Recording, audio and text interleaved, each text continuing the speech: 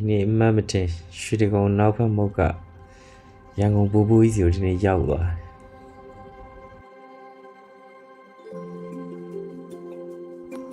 နောက်ဖက်မုတ်ကပ်ပတ်ကရတက်ချင်းညာဘက်ချမ်းလေးမှာလမ်းလေးရှိတယ်အဲ့ဒီလမ်းလေးတိုင်းရှောက်လာလိုက်ရင်အဲ့လိုတစ်တော့အုပ်ဆိုင်လေးနဲ့လမ်းလေးရအဲ့လမ်းလေးတိုင်းရှောက်သွားနည်းနည်းတော့ရှောက်ရတယ်ဗျကျွန်တော်လည်း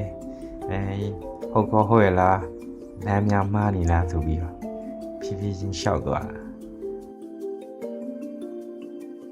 ဒီဖုန်းကြီးကျောင်းအဝင်ဝါလေးရောက်တော့မှာပေါ့နော်ဟိုဘက်မှာလည်းလမ်းရှိအဲ့ဘက်လမ်းဘက်ကိုဆက်မသွားနဲ့ပေါ့နော်ဒီဖုန်းကြီးကျောင်းဝင်နေလဲမဝင်နဲ့အပီကလမ်းတွယ်လေးထဲမှာဆိုင်းဘုတ်တော့ကြီးထားတယ်အဲ့ဒီလမ်းတိုင်းဝင်လာတယ်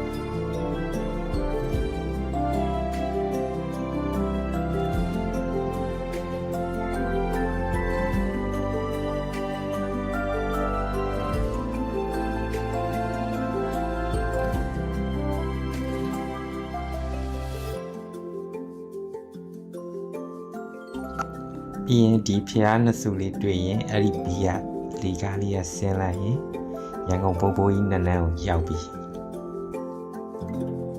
စန်ဒီလိုနေမျိုးကတော့မှဗျ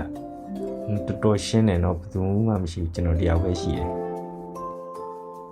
သူများတွေပြောတာတော့ဒီရန်ကုန်ဘိုးဘိုးကြီးစီမှာအိမ်ပိုင်ယာပိုင်ကားပိုင်ဖြစ်ချင်တဲ့သူတွေပေါ့နော်ဒီမှာလာပြီးတော့ဒိတ်တံပြူဆူတောင်းကြတယ်မိတ်ဆွေတို့လည်း